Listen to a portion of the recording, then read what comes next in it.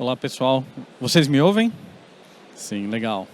Bom, primeiro, uma boa tarde a todos. Muito obrigado pela disponibilidade de todos estarem aqui. Vejo algumas caras conhecidas, outras caras novas.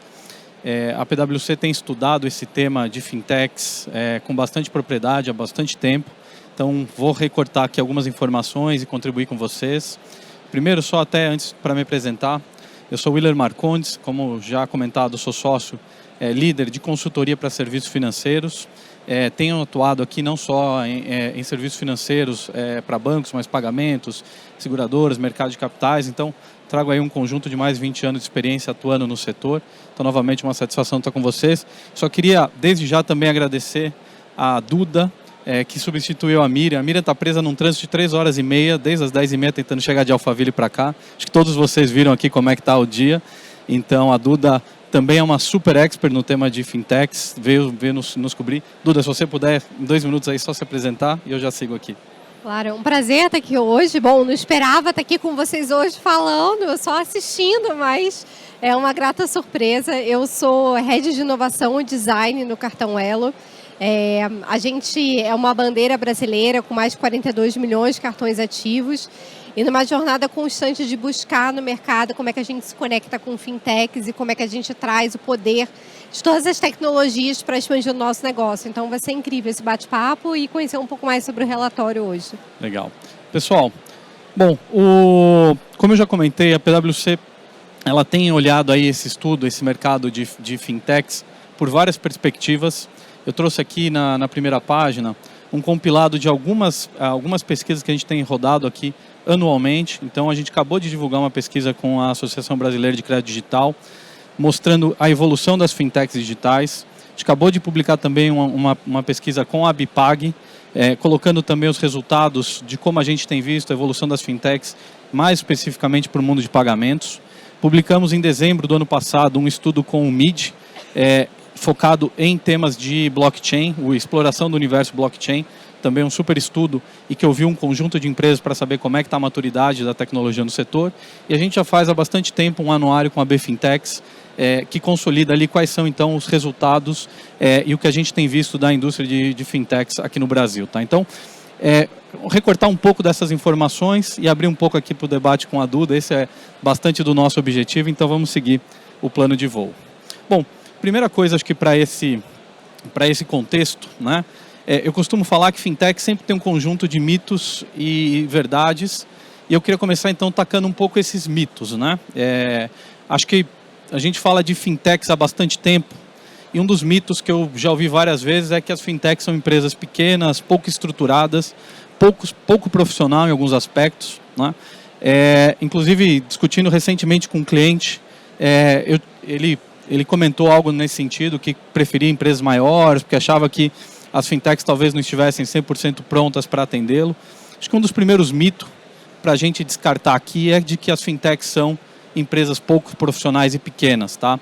Então, o que a gente vem observando anualmente o número de fintechs hoje, né, que respondem à nossa pesquisa, no caso da pesquisa com a BFintechs, e que dizem que tem mais de 150 funcionários, já é 35% dessas empresas. Então, 35% das fintechs diz que tem mais de 150 funcionários hoje. Né? Além disso, quando a gente olha só as fintechs que operam no mercado de crédito, 46% delas já têm uma licença aprovada pelo Banco Central. São reguladas, têm compliance, têm requisitos para serem seguidos, estão seguindo as normativas, então deixaram de ser empresas, de fato, com pouco controle. Além disso, 8% delas também já está aguardando a licença do Banco Central, ou seja, a grande maioria das fintechs, quando a gente olha o universo de crédito, a grande maioria delas já são empresas com uma licença bancária pré-aprovada. O que significa isso? Não, aquela visão de que elas eram realmente empresas pouco estruturadas, sem compliance, vai ficando no passado. Outro dado interessante, 62% das fintechs nos dizem hoje que já receberam um ou mais rounds de investimento, né, rodadas de investimento para o seu crescimento.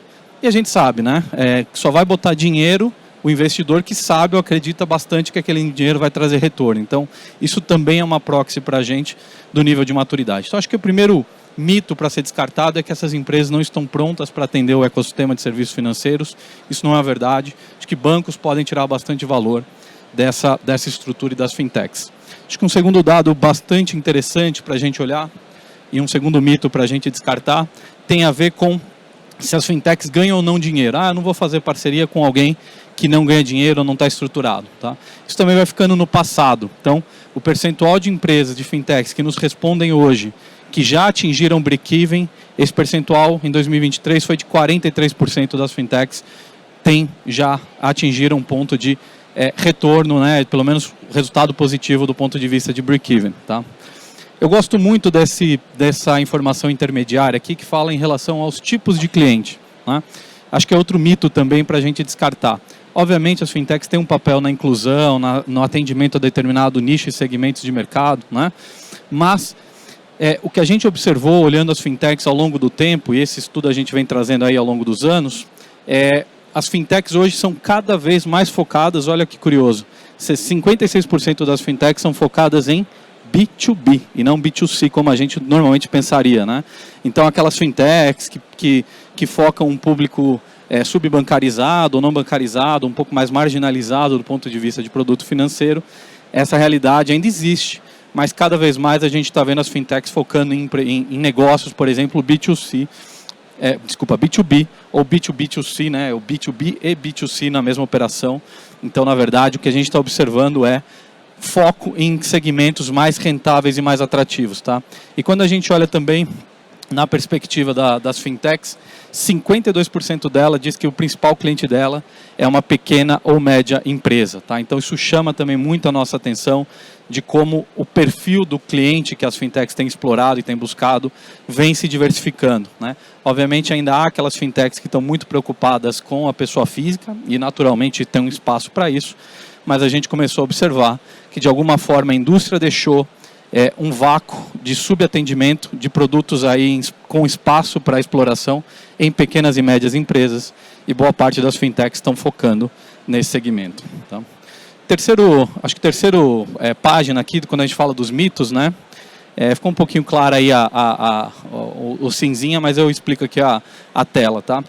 A gente rodou com o mídia essa pergunta para as fintechs se elas achavam que blockchain, tokenização, DREX e cripto mudariam seus negócios e teriam um impacto relevante. 77% das empresas, das fintechs discutidas, elas responderam que sim, que elas tinham uma visão que esses temas impactariam. No caso, por exemplo, de blockchain, 77% das empresas respondeu que acreditavam que isso ia ter um impacto relevante no seu negócio.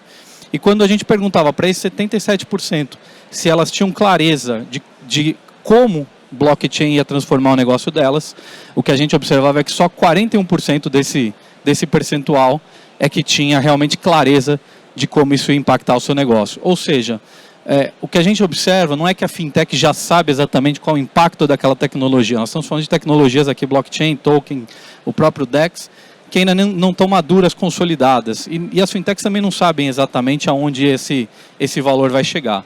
Mas o que a gente observa de fato é que elas têm uma capacidade de se adaptar bastante interessante e bastante rápida, mesmo sem ter a certeza de para onde essa tecnologia vai conduzir, tem um mecanismo que favorece teste, a exploração contínua. Tá? E outro dado que chama muita atenção quando a gente olha do lado direito aqui no ecossistema de inovação, 75% das fintechs dizem que não participam de nenhum tipo de programa de aceleração. Então, tem nenhuma empresa hoje ajudando no desenvolvimento, na aceleração desses negócios, para 75% das fintechs. 88% delas não participa de sandbox regulatórios. Tá? O que vai mostrando para a gente que, de certa forma, o sandbox regulatório, que é um movimento importante do mercado e da indústria, ele está muito, talvez, focado em um determinado público, uma determinada estrutura bancária que consegue ter equipes dedicadas para fazer essa exploração. As fintechs hoje não estão necessariamente conectadas e tirando valor desse sandbox regulatório. Tá? Então, ponto para a gente observar como indústria, se ele consegue atender os propósitos todos que ele prevê do ponto de vista de inovação. E 87% delas também dizem que não tem patentes registradas. Tá? Então, acho que os 3 mitos que a gente queria descartar, de fato, é que elas são pouco maduras, isso vai ficando cada vez mais para trás, pouco rentáveis, isso também vai ficando cada vez mais para trás, e a gente começa, de fato, a observar que elas são empresas que têm uma característica de rapidamente explorar e tirar valor dessas inovações e desse ecossistema. Tá? O que é verdade é que elas estão crescendo muito rápido, então quando a gente vê os volumes de crédito, quando a gente vê os volumes transacionados, eles têm crescido aí significativamente mais que o mercado, então as fintechs realmente estão mais prontas do que o restante do setor, do ponto de vista de crescimento e captura de valor. Tá? Pessoal, acho que isso era para dar um recorte do ponto de vista de como a gente está vendo. Os materiais todos que eu citei, eles estão publicados no site da PwC, para que vocês tenham acesso. O QR Code também já foi apresentado, está disponível para vocês, mas na nossa página da PwC vocês encontram todo esse recorte de informações. São estudos bastante interessantes, bastante longos. Eu convido todos para que façam aí o acesso a esse conteúdo. Mas acho que a parte legal, e eu queria aproveitar a presença da Duda aqui, super parceira, a Elo é um cliente bastante importante para nós, e a gente tem aí, Duda, a gente estava até falando antes do painel, né? A gente precisa sentar para trocar uma figurinha, porque há muitos anos a gente já trabalha junto, e muitas vezes aqui na loucura do dia a dia a gente às vezes não consegue ter as conversas que a gente gostaria. Mas acho que o bacana, o que eu queria um pouco explorar é de fato as perspectivas. Queria ouvir um pouco a Duda e também queria colocar um pouco as perspectivas da PwC em relação de como a gente vê a exploração das fintechs, tá? Então vou começar contigo, Duda, depois eu complemento também. A gente trouxe 3 perguntas aqui provocativas e queria começar perguntando para você como é que a Elo tem tirado o valor desse ecossistema de fintechs. O que você me conta de ações que vocês têm feito aí com as fintechs? Bacana, gente. Bom, é importante lembrar que a Elo tem 13 anos, né? Embora a gente tenha 3 pais grandes, que é Banco do Brasil, Bradesco e Caixa, a gente nasceu como uma fintech também, no mercado brasileiro, explorando oportunidades de mercado locais, e até a gente acabou de fazer um rebranding da Elo que reforça isso ainda mais.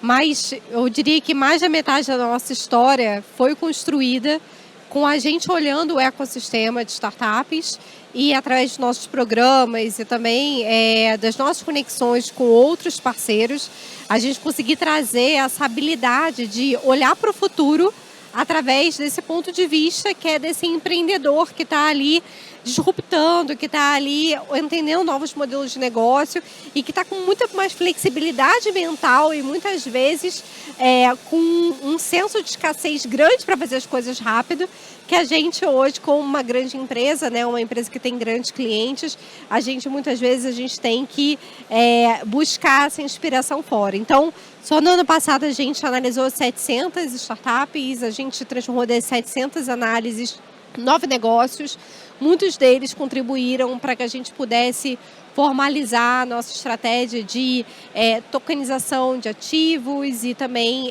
com a chegada do Drex, a gente está ali junto com a oferta de contratos inteligentes, de infraestrutura. A gente tem hoje um consórcio com a Microsoft, com a Caixa, onde coloca a gente ali na vanguarda também desse tipo de piloto. Mas quando eu olho assim, os desafios e quando eu olho a inspiração que as startups trazem, eu vejo 2 grandes pontos, William. Eu acho que a conexão de empresas com startups fazem com que a gente tenha um poder de ecossistema muito grande. E esse poder de ecossistema é o quê, gente? É a gente conseguir impulsionar os negócios e criar negócios muito mais rápido com o nascimento de parcerias. Eu vou trazer até exemplos fora da nossa indústria. Quem diria que Apple Vision Pro, que é o óculos de realidade aumentada da Apple, e a Disney Plus, que é um concorrente de streaming da Apple, iam nascer juntos com o Apple Vision Pro para o mercado como uma oferta de solução. A gente tem outros casos fora da nossa indústria, como Carmed e Fini, que é uma marca de idoso espanhola e que se transformou num grande sucesso multimilionário. Então, quando a gente olha para dentro da nossa indústria, a gente vê isso com parcerias entre bancos e fintechs, entre a gente com bandeiras em fintechs, e isso é exponencial. Mas eu acho que tem um segundo ponto, que eu acho que é a grande beleza do empreendedor que está ali por trás de um negócio desse.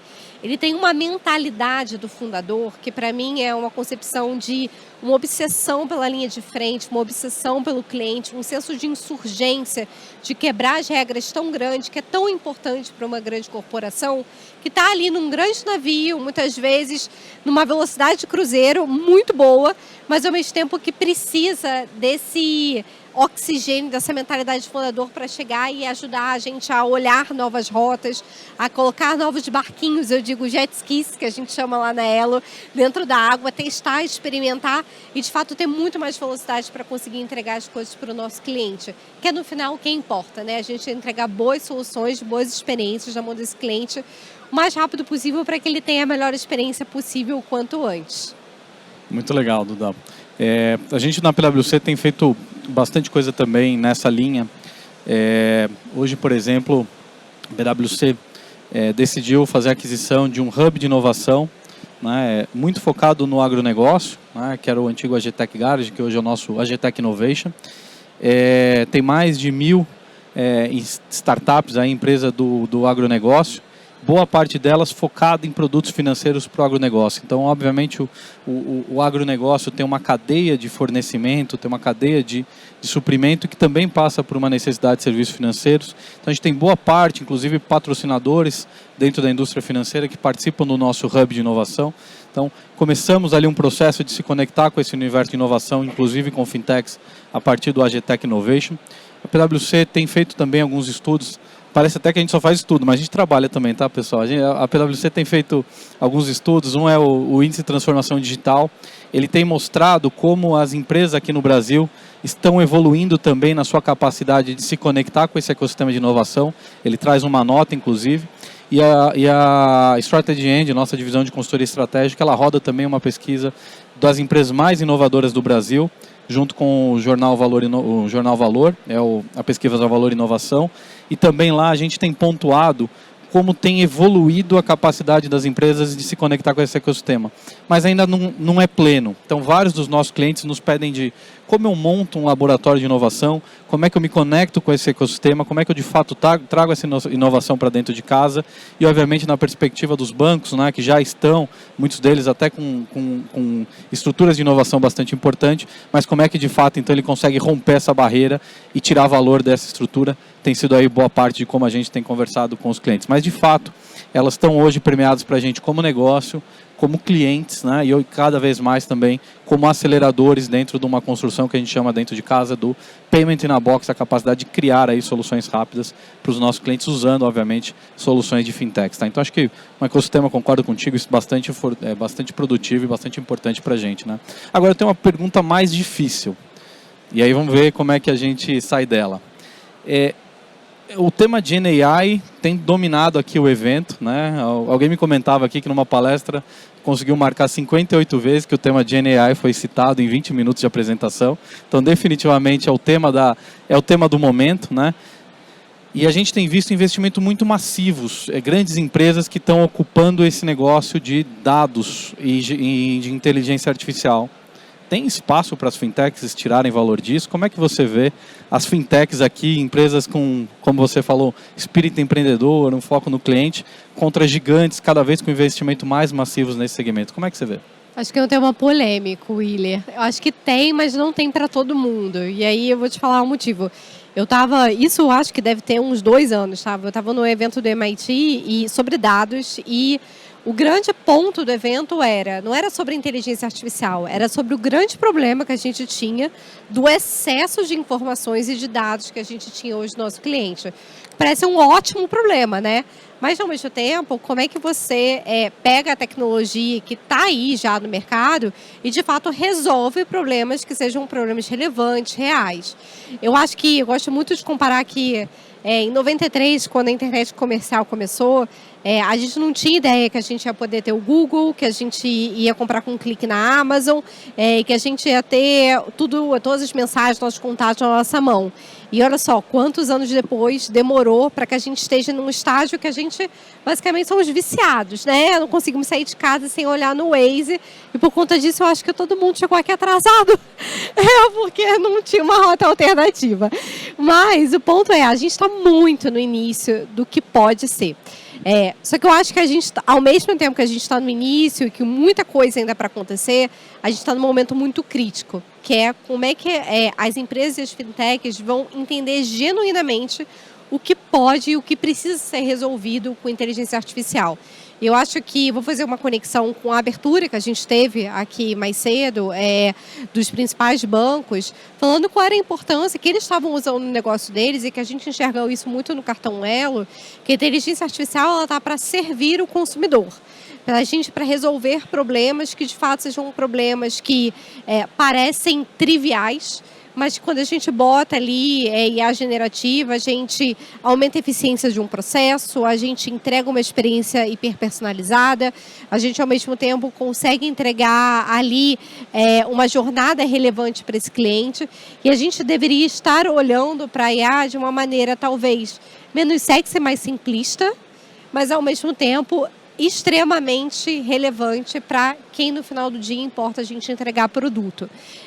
Então eu acho que de um lado a gente tem as grandes corporações processando muitos dados, que nem a Elo, por exemplo, e a gente tem esses desbravadores, fintechs, empreendedores com esse acumen e essa pressa de resolver coisas reais, assim, problemas reais. Eu acho que essa união, ela na verdade vai ser uma grande transformação para a nossa indústria. Legal, excelente, Duda. Eu complementaria, e aí até ver se você concorda com o nosso ponto de vista, né? A gente tem colocado, obviamente, um tema bastante denso, um tema ainda surgindo, né? Longe de estar consolidado, mas a gente tem colocado muito a visão de componentização. Então, você tem conjunto de soluções que vão surgindo a partir de GenAI, que são aceleradores que vários de nós aqui podemos começar a pensar como é que a gente pega carona nessas plataformas. Então, desde uma solução que consiga varrer os nossos documentos e trazer respostas de uma forma automatizada, desde soluções que a gente consiga, por exemplo, enviar um documento e pedir para que a própria inteligência artificial faça uma análise. Então, esse tipo de componentização, essa capacidade da gente pensar a solução de GenAI a partir de componentes é muito a forma como a gente tem visto. Isso aqui pode encaixar muito bem com as fintechs. Então, para determinados componentes da minha estratégia, eventualmente para GenAI, ele pode sim estar suportado por elementos que toquem aí o que uma fintech pode acelerar e trazer para efeitos do meu ecossistema. A outra ponta, e que acho que muitos de nós aqui, né, que estamos no nosso dia a dia de serviços financeiros e temos isso muito forte conosco, é tudo aquilo que envolve os aspectos de regulação, controle e todos os aspectos de segurança que envolvem esse tema de GenAI. Isso eu acho que é onde a gente tem que aprender a combinar as fortalezas. Então, trazer componentes do mercado acelerado por fintechs, experiências que nos envolvam, que nos acelerem de uma forma bastante importante, mas nós aqui, do ponto de vista de garantia de compliance com as regras, com a segurança da informação dos nossos clientes, temos que estar muito prontos para atender, então, esses componentes que ninguém vai vir aqui para fazer pela gente. Então, acho que a forma, né, como a gente tem visto as aplicações de dados, especialmente acelerados por fintechs, é legal. Componentes na ponta, você pode acelerar, a sua estrutura interna tem que estar preparada para lidar com esse compliance, com esses diferentes aspectos. Então, você realmente vai ter que incorporar um conjunto novo de aceleradores com um conjunto novo de competências que você tem que trazer dentro de casa. Isso é um pouco como a gente tem visto aqui, a combinação de fintechs usando eventualmente um parceiro para acelerar a estrutura de GenAI. Não sei se você concorda, mas esse é um pouco como a gente está vendo, né? E aí, para a gente fechar, Duda, a gente tem mais 6 minutos aqui no nosso painel. Como é que vocês estão vendo para frente? Como é que a Elo tem se posicionado e como é que você acha que nos próximos anos as fintechs, obviamente a gente viu várias delas crescerem em termos de valor, de valuation, algumas delas até superarem, né, players tradicionais da indústria do ponto de vista de valor de mercado e reconhecimento, percepção. Como é que você vê aí o caminho das fintechs aqui no Brasil? Olha, quando a gente olha, e eu vou puxar um pouco a sardinha para pagamentos, eu acho que a gente continua com um desafio muito grande de pagamentos transparentes. A gente evoluiu muito nos últimos anos, então a gente hoje tem as carteiras digitais, tem pagamento via QR Code, tokenização das credenciais de pagamento, fizeram com que a gente tivesse pagamentos muito mais seguros e facilitasse com que a gente melhorasse essa experiência de diminuir a fricção num checkout, num e-commerce. mas eu acho ainda que existem desafios em que a gente pode melhorar ainda mais como é que a gente entrega experiências de pagamentos que não sejam um ponto nem que você pensa. Que você simplesmente, o processo de compra, ele deveria ser tão prazeroso que não deveria ter nenhuma fricção. E com certeza pagamento, ela não pode ser uma fricção de jeito nenhum. Só que eu acho que a gente está na beira de uma nova era de pagamentos que eu acho muito interessante. Que é pagamentos dentro de uma economia, que é uma economia que a gente vai começar a experimentar agora com esse movimento do Banco Central em relação ao Drex, que é uma economia tokenizada. Então, eu começo a abrir a possibilidade de entrar em novos fluxos de pagamento que antes eu não podia, porque eu começo a ter novas moedas de troca, porque eu tokenizo as coisas. Então, eu estou falando assim, gente, a gente aqui vai poder ter talvez um pequeno token de um apartamento tokenizado na Faria Lima. Olha só que incrível, tem o rendimento desse aluguel. A gente vai poder fazer transações no cartório, por exemplo, que sejam muito mais simplificadas, porque eu estou ali trocando via um contrato inteligente, um token, por de fato uma regra que eu preciso receber aquele dinheiro. E eu vou ter ali não só o movimento do Drex, que é o nosso real virando digital, né? Mas ao mesmo tempo eu tenho um movimento de uma economia global do BIS, que é um movimento onde a gente talvez tenha um contexto de interoperabilidade de moedas digitais globais, que seja uma realidade muito próxima. Então, olha só quantas fronteiras a gente começa a quebrar. Eu acho que tem um ponto de como é que a gente educa também o consumidor a isso, né? Como é que a gente, com papéis aqui de instituições financeiras, de fintechs, a gente consegue criar produtos que sejam palatáveis e que possam ajudar a criar experiências que sejam melhores e não, na verdade, deixar tudo um pouco mais complexo. Mas eu imagino que isso vai levar muito à inclusão financeira, à inclusão de novas formas de pagamento e que no final do dia, e aí se eu puder assim, falar de futuro mesmo, você falou de uma pessoa de inovação aqui para responder essa pergunta. Mas eu acho que no limite a gente está falando de um futuro onde a gente tem a nossa credencial de pagamento, nossos documentos, nossa identidade, talvez finalmente nas nossas mãos como usuários.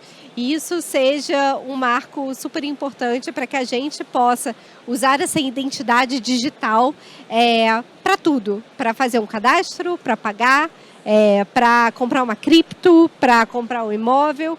E que eu quebre um pouco essas barreiras que hoje a gente tem das caixinhas que a gente tem no nosso dia a dia, de como é que a gente gerencia os nossos dados e a nossa identidade. E eu acho que as empresas de pagamento e as fintechs, elas vão ter um papel muito importante nisso. Legal. Não, você pôs pontos super valiosos, que eu concordo totalmente. E eu até estava refletindo aqui, né, quase 20 anos de consultoria, né? Antigamente era muito mais fácil fazer consultoria, era fazer otimização de carteira de crédito, acelerar a jornada de ciclo de vida de cliente, né? Hoje em dia a gente tem que entender de tokenização, aspecto digital, aspecto cripto, toda a jornada e cada vez mais os negócios estão se tornando complexos, específicos, de nicho. O nosso posicionamento internacional tem sido de que aquilo que fez os bancos crescerem até hoje, né, que eram sempre volumes bastante elevados, em produtos bastante desenvolvidos para atender o maior número de pessoas possíveis, esse modelo está ficando para trás. O crescimento futuro dos bancos é um crescimento em que ele vai ser especializado, personalizado, atendendo proposições bastante específicas. Isso muda totalmente como os bancos cresceram até hoje. E vamos falar a verdade, é impossível você conseguir estar em todos esses elos, ter um bom iniciador de pagamento, ter uma boa solução de iniciação de Drex, ter uma boa solução de tokenização. Acho que aquele banco, aquela entidade financeira que decidir fazer isso sozinho e ser bom em tudo, provavelmente vai ficar para trás.